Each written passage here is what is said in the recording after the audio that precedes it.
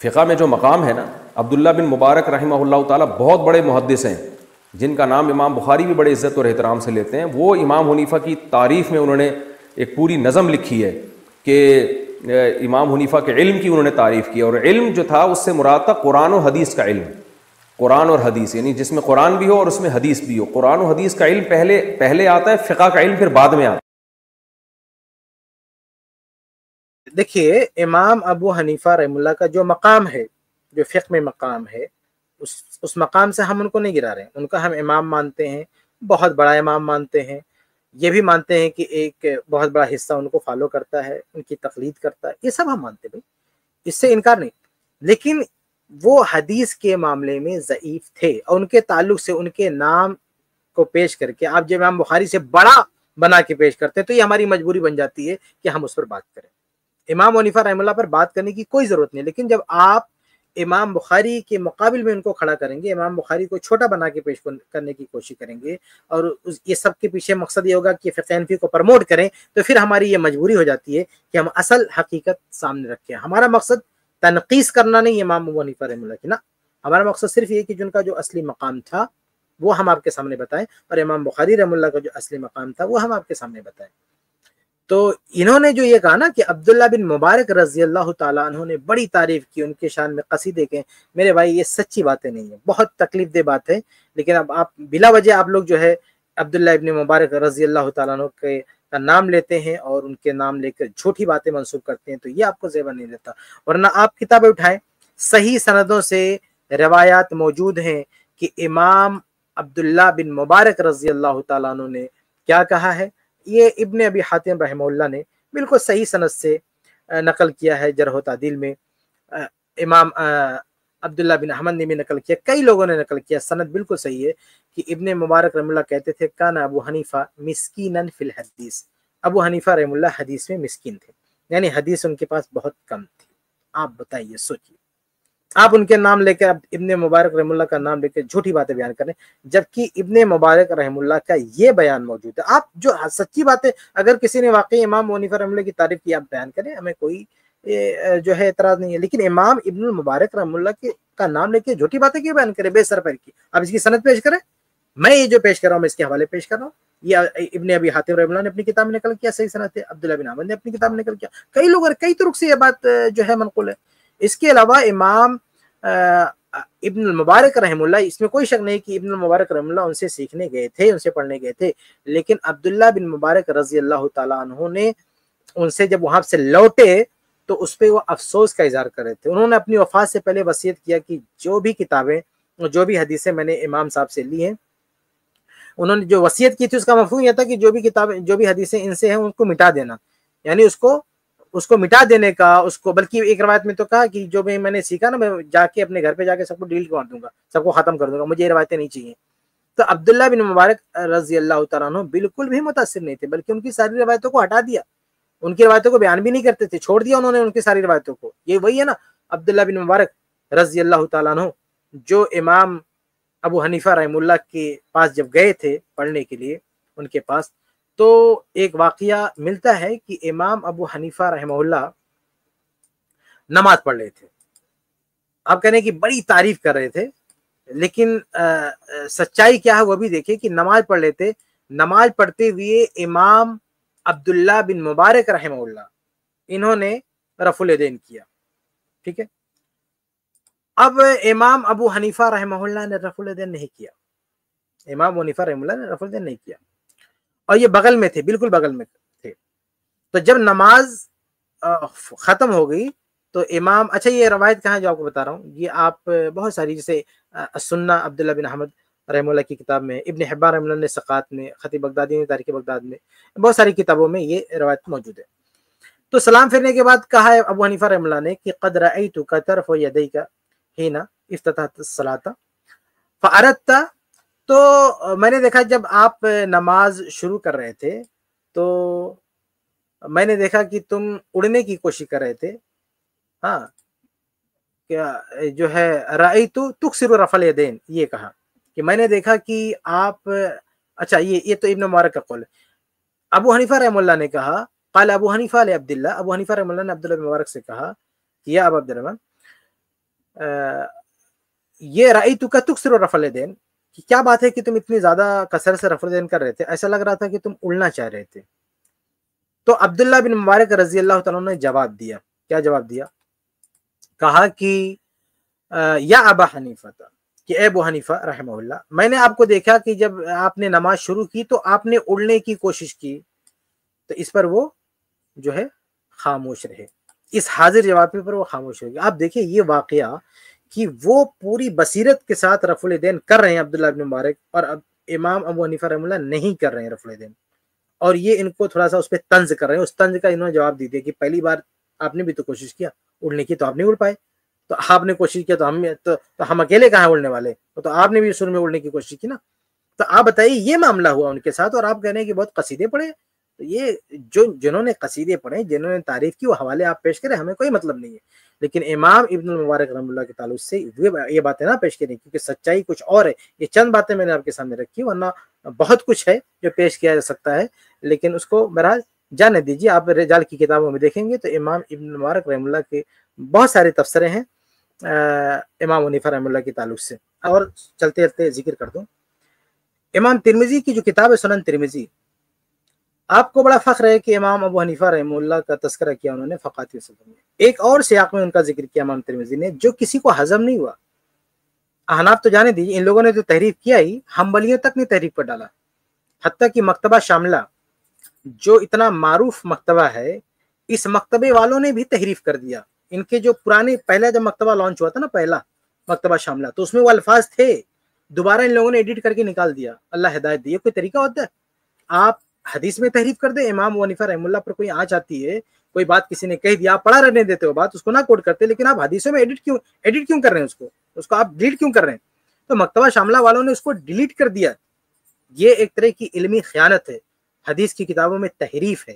چنانچہ میں وہ جو پہلا جو ورژن تھا، وہ مکتبہ شاملہ کی وہ نسخے میرے پاس آج بھی موجود ہیں، کوئی بھی آئے میں اس کو دکھا دیتا ہوں کہ اس میں الفاظ موجود ہیں۔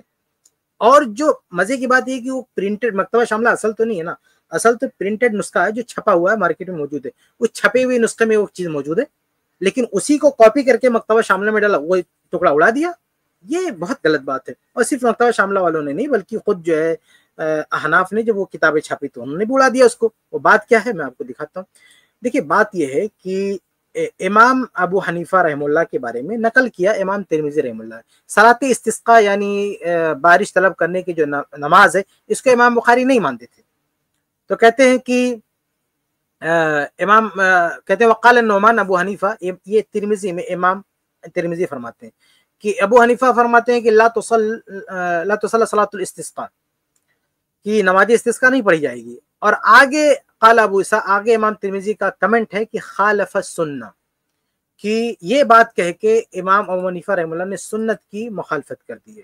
دیکھ رہے ہیں، یعنی یہ بات جو سنن ترمذی میں ایک کمنٹ ہے، امام ترمذی کا ایک تبصرہ ہے امام ابو حنیفہ رحمہ اللہ کے بارے میں، کہ جو نماز استسقاء ہے اس سے منع کر دیا امام ابو حنیفہ رحمہ اللہ نے۔ حالانکہ نماز استسقاء ثابت ہے بھائی، صحیح سندوں سے ثابت ہے، امت مانتی ہے اس کو، لیکن امام ابو حنیفہ رحمہ اللہ نے اس کو جو ہے اسے منع کر دیا۔ تو کہا خالف السنہ، ابو حنیفہ رحمہ اللہ نے یہ کہہ کر سنت کی مخالفت کی۔ یہ جملہ ہضم نہیں ہوا مقلدین سے، ان لوگوں نے اس کو ڈیلیٹ کر دیا، وہاں سے نکال دیا۔ یہ بہت بڑی جو ہے تحریف ہے۔ تو ساتھ میں نے یہ بھی واضح کر دیا کہ یہ امام ترمذی رحمہ اللہ کے حوالے سے یہ ساری بات کہہ رہے تھے، تو امام ترمذی رحمہ اللہ کا جملہ آپ کو ہضم کیوں نہیں ہو رہا؟ اگر آپ کو بڑا اعتماد ہے امام ترمذی رحمہ اللہ پہ، تو یہ جملہ آپ کو کیوں ہضم نہیں ہوا؟ کیوں آپ نے ڈیلیٹ کر دیا؟ یہ سنن ترمذی جو ان لوگوں نے چھاپی ہے جو ہے، اس میں بھی ان لوگوں نے اس کو جو ہے نکال دیا ہے۔ تو بہرحال ترجمے سے بھی نکال دیا، بعض اس کا جو نسخہ مترجم ہے وہاں سے بھی نکال دیا، تو بہرحال عربی کی بھی کئی نسخوں سے نکال دیا ہے، ترجمے سے بھی نکال دیا ہے۔ حالانکہ یہ چیز باقاعدہ موجود ہے، سنن ترمذی میں موجود ہے، اور سنن ترمذی کے حوالے سے کئی کتابوں میں اس کو نقل کیا گیا ہے، وہ بھی موجود ہے، لیکن ہم اس پہ وہ تفصیل سے نہیں جائیں گے۔ میں صرف ایسے ذکر کر رہا تھا کہ امام ترمذی کا آپ نے نام لیا، تو یہ بھی ایک تلخ حقیقت ہے کہ انہوں نے جہاں سنت کی مخالفت کی بات کہہ دی ہے امام حنیفہ رحمہ اللہ کے حوالے سے، وہ چیز آپ کو ہضم نہیں، وہ نکال کے آپ نے پھینک دیا اس کو، تو کم سے کم اس کو رہنے دیتے۔ ان کی بات ہے نا، ان کی بات ہے، انہوں نے کہہ دیا، ان کی کتاب میں آپ کون ہوتے تحریف کرنے والے، نکال کے باہر کرنے والے؟ یہ آپ کسی کو حق نہیں بنتا، نہ مکتبہ شاملہ والوں کو یہ حق پہنچتا ہے، نہ حنفیوں کو یہ حق پہنچتا ہے کہ اس جملے کو ڈیلیٹ کریں، وہاں سے باہر نکالیں۔ آگے بڑھو. جزاک اللہ خیر شیخ شعبان. بلکہ میں بھی یہی بات کہنا چاہ رہا ہوں کہ آپ اگر دیکھو گے، شاید 1-2 سٹریم پہلے کی بات ہے، کسی نے آ کر امام ابو حنیفہ رحمہ اللہ پر تنقید کے طور پر یہ چیزوں کو ذکر کرنے کی کوشش کی، تو یہی شیخ کفایت تھے کہ انہوں نے اس وقت پر کہا کہ یہ بات کہنا بالکل مناسب نہیں ہے. آپ کو وہ کلپ ملے گی، اور امام ابو حنیفہ رحمہ اللہ کے ڈیفنس میں انہوں نے وہ باتیں کہی جب کوئی ان کو جیسے کہ ٹارگٹ بنا کر کے ان کی شخصیت کے اوپر ایک داغ ڈالنے کے اعتبار سے کوئی کچھ کہنے کی کوشش کر رہا تھا، تو شیخ کفایت ہی تھے جو ان کو، امام ابو حنیفہ رحمہ اللہ کو ڈیفینڈ کر رہے تھے. لیکن جب بات، آپ جانتے ہو کہ جب بعض چیمپئنز جو تقلید کے سپورٹ میں یا اپنے امام کی عظمت بتانے میں جب غلو کرتے ہیں، جب حقیقت سے آگے بڑھ کر کچھ بات کرتے ہیں، ان کا مقصد کیا ہوتا ہے؟ ان کا مقصد یہ ہوتا ہے تاکہ امت آ جائے، پوری طرح سے تقلید کے بندھن میں بندھ جائے، اور پھر قرآن و حدیث کی طرف دیکھنے کی جگہ بس ان سے یہ کہا جائے، جیسے کہ کہا جاتا ہے کہ اپنے امام کی بات کو ہی لازم پکڑو، ان کی بات کو کبھی مت چھوڑو. یہ ہے مقصد. دیکھیے کیا ہوتا ہے یہاں پہ، ہم سب تو یہ مانتے ہیں امام ابو حنیفہ بھی ہمارے ہیں رحمہ اللہ، امام شافعی بھی ہمارے، امام احمد بن حنبل بھی ہمارے، امام مالک بھی ہمارے، اور سارے امت کے بڑے بڑے علماء جو ہر زمانے اور دور کے گزرے سب ہمارے ہیں، جس کے پاس بھی قرآن حدیث سے دلیلیں لے لیں گے. لیکن اگر آپ کسی ایک کے مقام کو اٹھا کر کے اس طرح سے اٹھا کر کے رکھنا چاہتے ہو اور یہ کہنا چاہ رہے ہو کہ ان کی بات غلط ہی نہیں ہو سکتی، ان کا تو یہ مقام ہے، تو وہ کتنا بھی بڑا مقام ہو، آخر میں تو انسان تھے نا، ان سے کہیں بھول ہو ہی سکتی ہے. اور ہم یہ کیوں طے کر لیتے ہیں کہ ہم ان کے ماننے والے کیونکہ میں حنفی گھر میں پیدا ہو گیا ہوں، یا کوئی شخص کہہ رہا ہے میں فلاں گھر میں پیدا ہو گیا ہوں اور یہاں پہ زیادہ تعداد میں حنفی حضرات ہیں دنیا میں، اسی وجہ سے ہماری بات صحیح ہے، اور یہ ہمارے امام جو ان کی بات کبھی غلط نہیں ہو سکتی، وہ تو اتنے بڑے امام ہیں. جب اس طرح کے ایٹیٹیوڈ سے چل رہے تھے تو شیخ کفایت نے جو باتیں ذکر کی وہ تاکہ تھوڑا زمین پہ آ جاؤ، مطلب تاکہ یہ بتایا جائے کہ بھئی آپ جو بات بتا رہے ہو، جو مقام ان کی طرف نسبت کرے آ رہے ہو، تو وہ تھوڑا سا زمین پہ آ جاؤ، زمین پہ آ کے بات کرو. تو یہ زیادہ اس مقصد کے تحت ان کی کئی بھی باتیں دکھ رہی ہے، اللہ عالم. اور باقی کچھ باتیں تھی، کوئی اس میں یہ نہ سمجھے کہ ہم امام ابو حنیفہ رحمہ اللہ کے پرسنلی ان کے خلاف کوئی بات کر رہے ہیں، یہاں یہ مقصد ہمارا بالکل نہیں ہے. چلیے شیخ سرفراز، کیا اس ویڈیو کے تعلق سے آپ کچھ بولنا چاہ رہے ہیں؟ نہیں تو ہم اگلی چیز کی طرف آگے بڑھیں گے. لنک پن کر رہے ہیں، کافی ہے زید بھائی، کتنا کافی ہے، کافی بات ہو گئی. بارک اللہ فیکم. جی اچھا، شیخ البانی نے امام ابو حنیفہ پر جو گفتگو کی ہے وہ بہت مفید گفتگو ہے. تو انہوں نے بہت سارے محدثین کے اقوال جو ہے نا سلسلہ ضعیفہ میں جو حدیث رقم ہے 458، تو اس پہ انہوں نے تقریباً میرے خیال سے 12-14 علماء کے اقوال محدثین کے نقل کیے ہیں حدیث سے متعلق امام حنیفہ کا جو مقام و مرتبہ ہے، یعنی ان کی جو تضعیف کی گئی ہے اس سے متعلق. تو اب وہ ساری باتیں اگر یہاں پر بیان کی جائے تو شاید لوگوں کو پسند نہ آئے وہ باتیں. تو اگر اس مسئلے میں کوئی تفصیل دیکھنا چاہے تو سلسلہ ضعیفہ کی حدیث نمبر 458 اس پہ جا کر کے وہ تفصیلات دیکھ سکتے ہیں.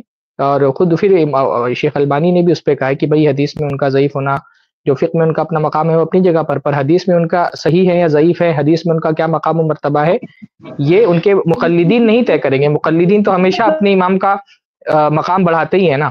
حدیث کسی کا کیا مقام ہے یہ محدثین طے کریں گے، مقلدین تھوڑی طے کریں گے.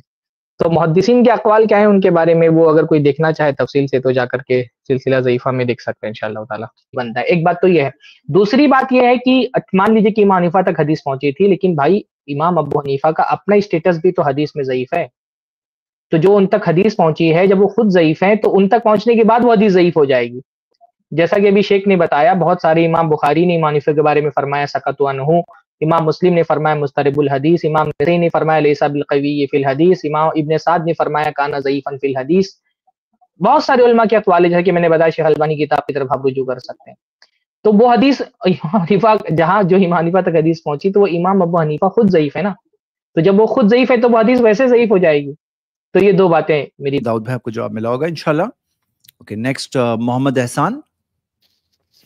السلام علیکم. وعلیکم السلام ورحمۃ اللہ وبرکاتہ.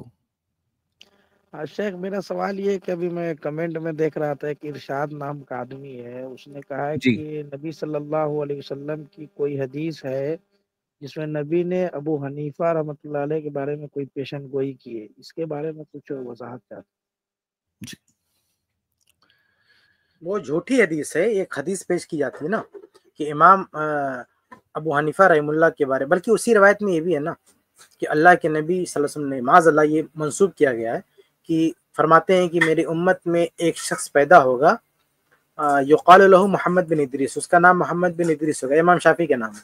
युक़ाल लहू जो है मोहम्मद बिन इदरीस होगा, और वो अज़र्रु अला उम्मती मिन इबलीस, वो मेरी उम्मत में के लिए इबलीस यानी शैतान से भी ज़्यादा खतरनाक होगा। ये झूठी रवायत है। उसी के आगे ये भी है ना कि एक और शख्स पैदा होगा, युक़ाल लहू अबू हनीफा, जिसको अबू हनीफा रहमुल्लाह कहा जाएगा। फ़हुव सिराज उम्मती, फ़हुव सिराज उम्मती, वो मेरी उम्मत के चिराग है, मेरी उम्मत का चिराग है। अच्छा, ये जो एक लक़ब इमाम हनीफा रहमुल्लाह से जोड़ा जाता है, सिराज उम्मत, सिराज उम्मत, ये इस लक़ब की बुनियाद वो मनगढ़ंत हदीस है, जिसमें सिर्फ ये लक़ब नहीं है, इमाम शाफ़ी रहमुल्लाह को शैतान कहा गया माज़अल्लाह। लेकिन इसके बावजूद भी ये बहुत बड़ी नाइंसाफ़ी है हनफी दुनिया की कि वो इस मौजू और मनगढ़ंत रवायत की बुनियाद पर ये लफ्ज़ उनको कहते हैं। उनकी तारीफ आप कर सकते हैं, उनको लक़ब भी दे सकते हैं, लेकिन आप बुनियाद एक मौजू और मनगढ़ंत रवायत को बुनियाद उस बेस पर आप ये सब करें तो ये ठीक बात नहीं। बहरहाल जो जिस रवायत की तरफ आप इशारा करने की कोशिश करते हैं रवायत को, वो रवायत झूठी है जो आपने पेश की। नहीं, ये मैं पूछ रहा हूँ कि सही साबित करने की भी कोशिश की गई है शायद। इमाम इब्नुल जौज़ी ने उसको अल-मौज़ूआत में जिक्र किया है। सिराज उम्मती अबी हनीफा वाले इमाम इब्नुल जौज़ी ने उसको अल-मौज़ूआत ही में जिक्र किया है कि ये वज़ा की हुई हदीस है। नहीं, मुहद्दिसीन ने तो इसको इसी तरह जिक्र किया है, लेकिन इन लोगों ने इसको सही बनाने की कोशिश की।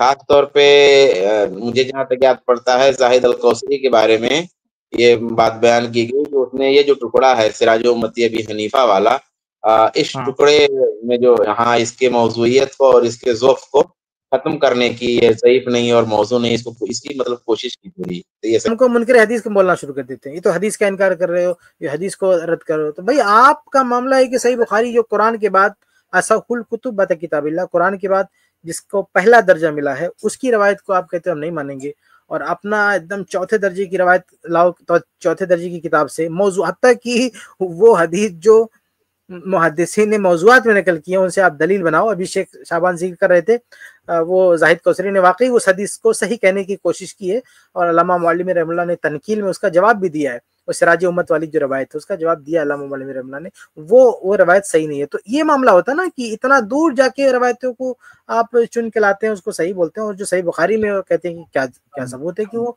सही है।